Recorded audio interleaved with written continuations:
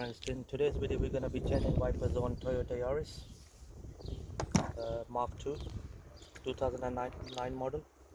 The driver side wiper blade is 24 inch and the passenger one is 15 inch. So we're just gonna replace the wiper blades. Just gonna press it here.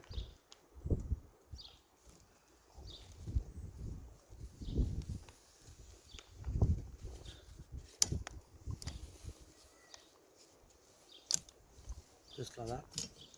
Slide it down. Okay.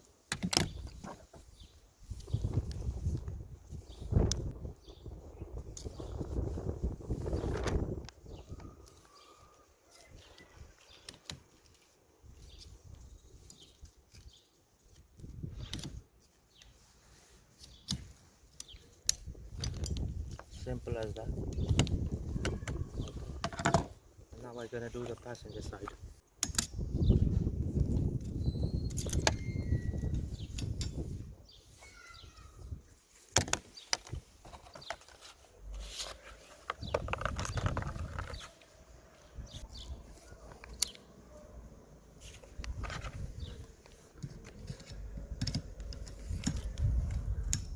There you go.